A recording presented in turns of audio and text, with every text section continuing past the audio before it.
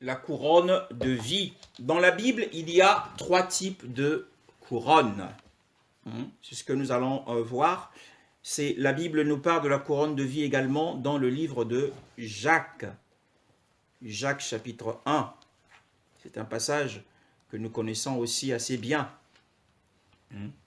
Jacques chapitre 1, le verset 12.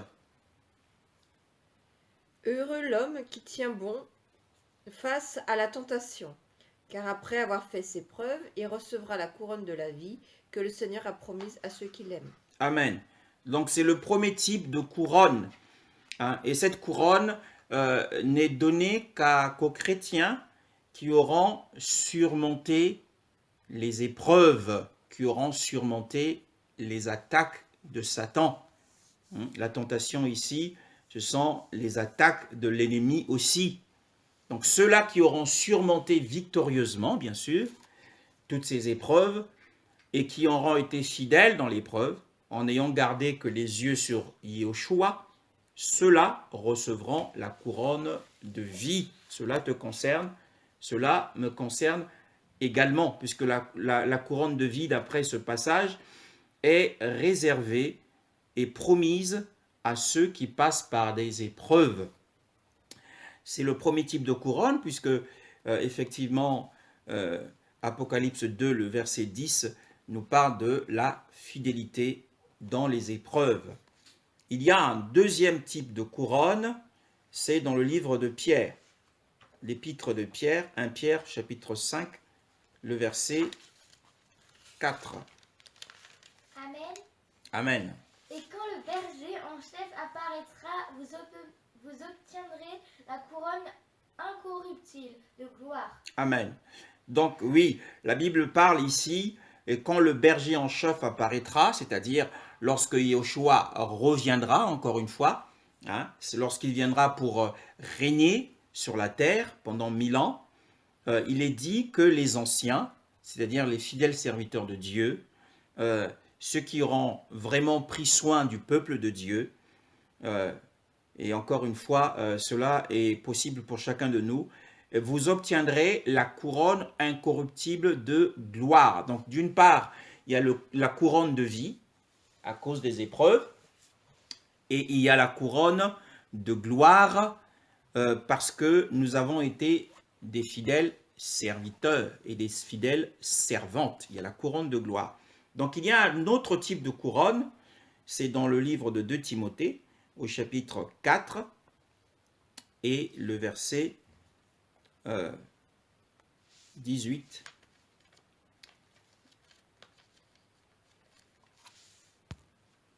J'ai dit 18, mais le verset 8. 2 Timothée chapitre 4, le verset 8. Désormais, la couronne de justice m'est réservée. Le Seigneur, le juste juge, me la remettra ce jour-là, et non seulement à moi, mais aussi à tous ceux qui auront attendu avec amour sa venue. Amen, oui.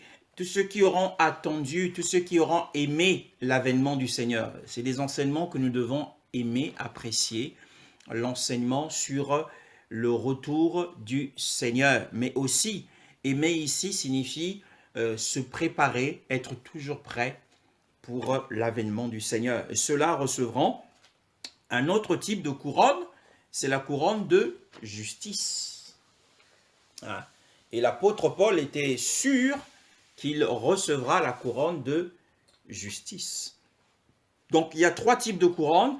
Il y a la couronne de vie par les épreuves, et il y a la couronne de gloire par la fidélité au service, et il y a la couronne de justice par l'amour que nous avons dans l'attente du retour du Seigneur. Donc il y a ce type de couronne, mais il y a aussi plusieurs positions.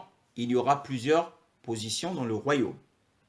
Plusieurs positions dans le royaume des cieux. C'est dans 1 Corinthiens au chapitre 15. 1 Corinthiens au chapitre 15.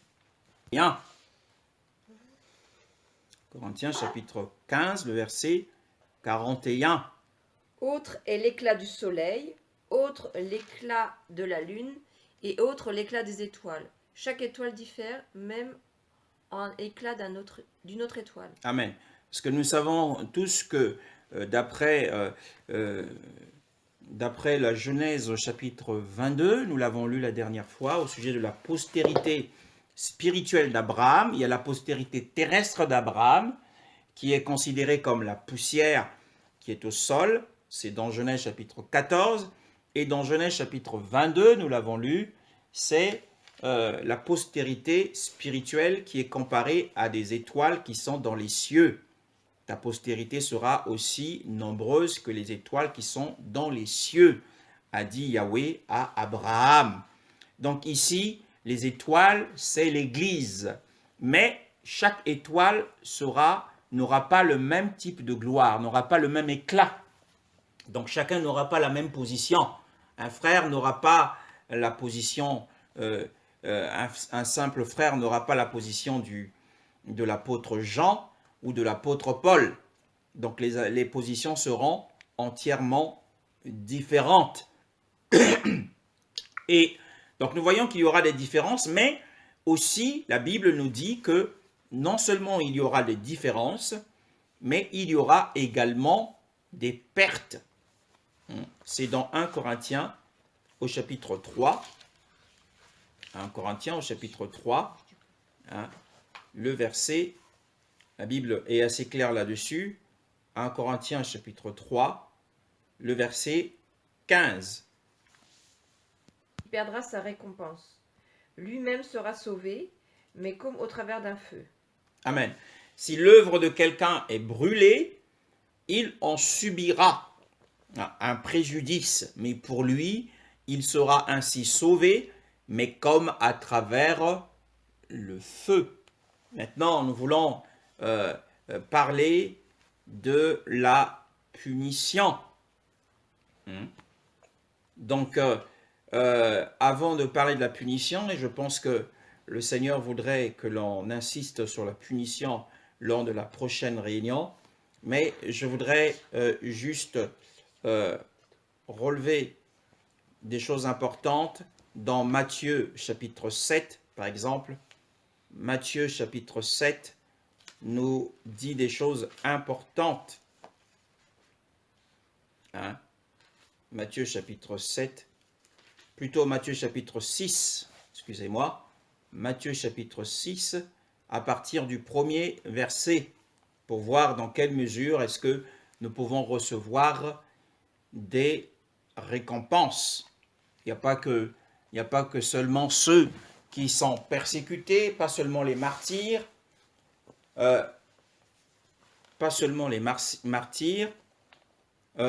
voilà, donc il y a aussi des simples croyants qui peuvent également hériter du royaume. À partir du verset 1er, Sœur Carole. Gardez-vous bien de faire des dons devant les hommes pour qu'ils vous regardent. Sinon, vous n'aurez pas de récompense auprès de votre Père céleste. Donc, lorsque tu fais un don à quelqu'un, ne sonne pas de la trompette devant toi, comme le font les hypocrites dans la synagogue et dans les rues, afin de recevoir la gloire qui vient des hommes. Je vous le dis de vérité, ils ont leur récompense. Mais toi, quand tu fais un don, que ta main gauche ne sache pas ce que fait ta droite, afin que ton don se fasse en secret. Et ton Père, qui voit dans le secret, te le rendra lui-même ouvertement. Verset 5. Lorsque tu pries, ne sois pas comme les hypocrites, ils aiment prier debout dans les synagogues et au coin des rues pour être vus des hommes. Je vous le dis en vérité, ils ont leur récompense. Mais toi, quand tu pries, entre dans ta chambre, ferme ta porte et prie ton Père, qui est là dans le lieu secret. Et ton Père, qui le voit dans le secret, te le rendra ouvertement. Amen. Donc voilà. Donc nous voyons ici le Seigneur conseiller les disciples, parce que il est question ici de l'enseignement que Yeshua a donné aux disciples sur la montagne. Le verset 1 du chapitre 5 nous dit « Et voyant les foules, il monta sur la montagne, et s'étant assis, ses disciples s'approchèrent de lui. Et ayant ouvert la bouche, il les enseigna. » Donc il était en train d'enseigner ses disciples. Or, qui est un disciple? C'est celui qui a cru en Yeshua. Donc au chapitre suivant, le verset 6, il parle de notre justice. que nous ne devons pas pratiquer devant les gens pour que les gens, pour les impressionner, pour être vus par les hommes. Et il parle de la récompense. Et la récompense ici sera donnée lorsqu'il viendra. Lorsqu'il viendra pour son royaume, il n'y aura pas que ceux qui ont été persécutés qui seront couronnés, qui seront récompensés.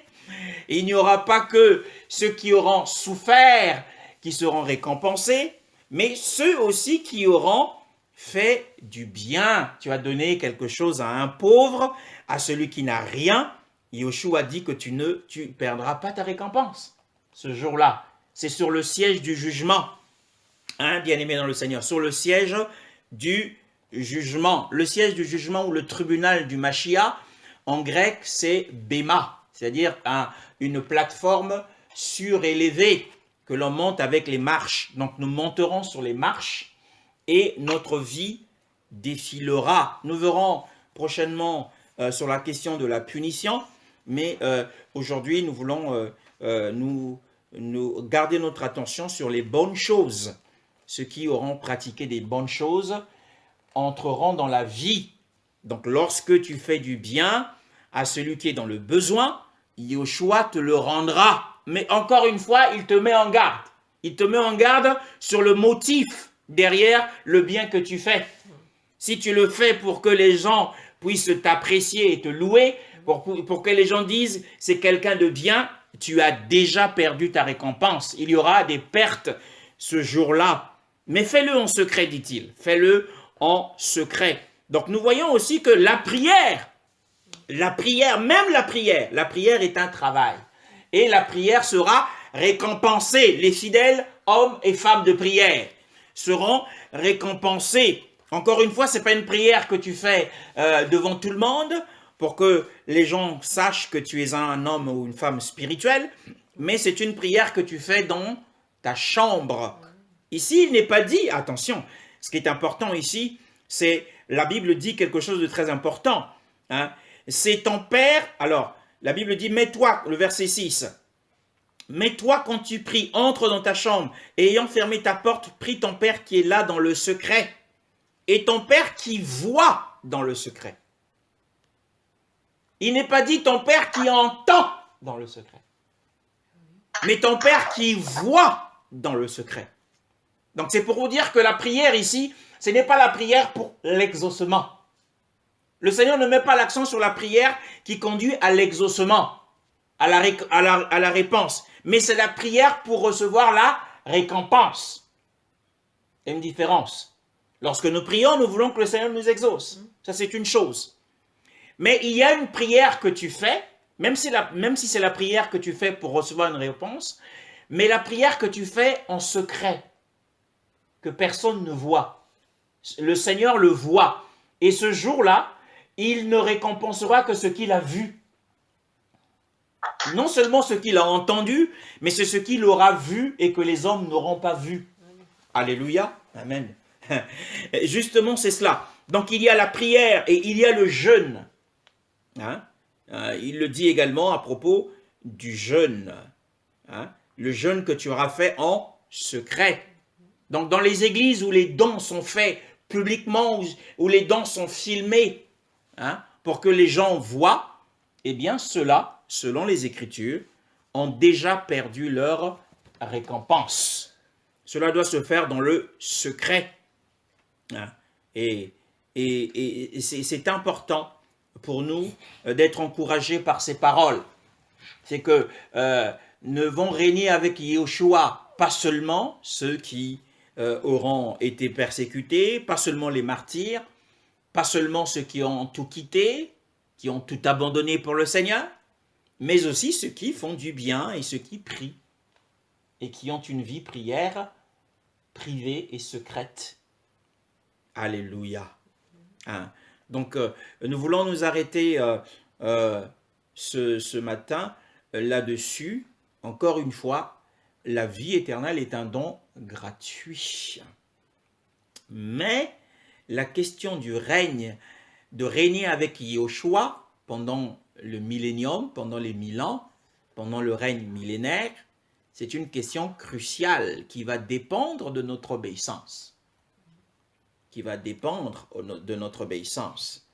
Pour finir, hein, ce qui me vient à l'esprit, et nous développerons cela la prochaine fois, c'est Matthieu 7 que nous connaissons tous. Matthieu 7, le verset 21. Hein? Connaissons tous ce passage. Ceux qui me disent « Seigneur, Seigneur » n'entreront pas tous dans le royaume des cieux, mais celui-là qui fait la volonté de mon Père qui est dans les cieux. Donc, vous voyez la différence. Yeshua a dit dans le livre de Jean que celui qui croit en moi a la vie éternelle, il ne vient pas en jugement, mais ici, il dit « Celui qui entrera dans le royaume des cieux, c'est seulement celui qui fait la volonté de mon Père qui est dans le ciel. » Donc, on voit que le royaume des cieux n'a rien à voir avec la vie éternelle en tant que telle, qui est un don gratuit. Mais le royaume des cieux, c'est le règne de 1000 ans sur la terre, et ne participeront qu'à ce royaume que ceux qui auront fait la volonté du Père, hein, qui est dans le ciel. Et la volonté du Père, c'est ce qui est écrit dans la parole de Dieu. Hein.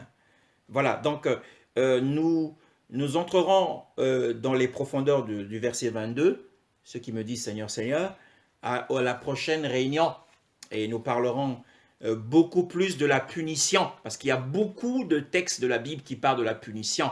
Encore une fois, vous qui m'entendrez à travers ce message, le texte de Galates chapitre 5, le verset 17 à 21, ne concerne pas la vie éternelle, mais ça concerne le royaume millénaire.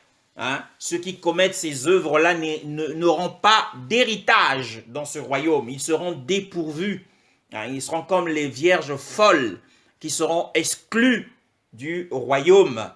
Hein? Donc, pour participer au royaume des cieux, il faut avoir fait des bonnes choses. Il faut avoir bien marché sur la terre. Et nous verrons prochainement la question de la punition. C'est une question très très sérieuse. Et pourquoi le Seigneur dit-il au vainqueur d'Apocalypse 2, le verset 11, qu'il ne souffrira pas de la blessure de la seconde mort. Nous allons détailler cela prochainement. Maintenant, nous avons compris qu'il y a une différence entre le don gratuit de Dieu, Dieu ne se répand pas de ses dons, et la récompense. La récompense est liée au travail que nous avons fait.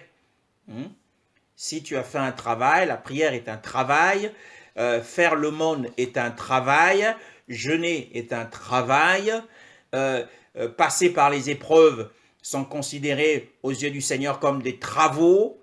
Ceux qui ont enduré, qui ont persévéré dans les épreuves, ils auront la couronne, donc c'est une récompense, la couronne de vie. Ceux qui auront aimé l'avènement du Seigneur, ceux-là auront la couronne de justice. Et ceux qui auront été fidèles dans la tâche qui leur est confiée de servir le peuple de Dieu, ceux-là auront la couronne de gloire. Donc, ça, c'est dans le royaume millénaire. Donc, il y a beaucoup de choses à dire au sujet du royaume millénaire. Donc, nous entrerons dans les détails du royaume millénaire lorsque nous toucherons un jour Apocalypse chapitre 20. Mais nous en sommes très loin pour l'instant. Mais il était question que l'on pose les bases et que l'on comprenne pourquoi est-ce que le Seigneur a dit dans les 7 églises à celui qui vaincra. À celui qui vaincra, je donnerai ceci. Je donnerai, par exemple, à Éphèse, il est dit, à celui qui vaincra, eh bien, je lui donnerai à manger de l'arbre de vie qui est dans le paradis de Dieu. Donc le royaume millénaire, le royaume de Dieu qui vient, est aussi appelé le paradis de Dieu.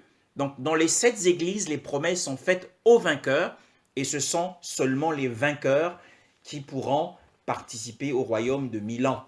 Donc si tu mets de l'ordre dans ta vie, mon frère, ma sœur, si tu arrêtes de rentrer dans des grandes colères, et vous savez que s'il y a une chose dans les couples, la seule chose, la base des divorces et des séparations dans les couples, c'est la question du tempérament. C'est l'humeur, le tempérament. Beaucoup de divorces se font parce qu'il y a incompatibilité de caractère, mais c'est lié à la colère, hein, le sentiment, l'humeur de l'homme. Si un chrétien qui est dans le mariage a eu la victoire sur ses émotions fortes, eh bien celui-là va réussir son mariage. Mais pour cela, il faut qu'il meure et que Christ prenne la place. Ce n'est plus moi qui vis, c'est Christ qui vit en moi, bien-aimé dans le Seigneur. Et la colère peut nous priver du royaume des cieux, car l'apôtre Paul parle des animosités, les querelles, les disputes. Et toutes ces choses dans la liste de Galates peut nous déshériter. Nous n'aurons pas d'héritage dans le royaume. Mais nous avons la vie dans notre esprit. Mais quant au siège du jugement, le siège du jugement du Mashiach, nous risquons de perdre, car nous l'avons lu dans 1 Corinthiens chapitre 3, le verset 15, si l'œuvre de chacun est brûlée, il en subira le préjudice, il en subira la perte, et il devra passer par le feu. Et donc nous parlerons des choses difficiles. C'est terrible ce que disent les Écritures. Il y a la vie éternelle, mais attention. Le Seigneur va discipliner, le Seigneur va punir les rebelles. Béni soit le Seigneur ce matin pour sa parole. Amen.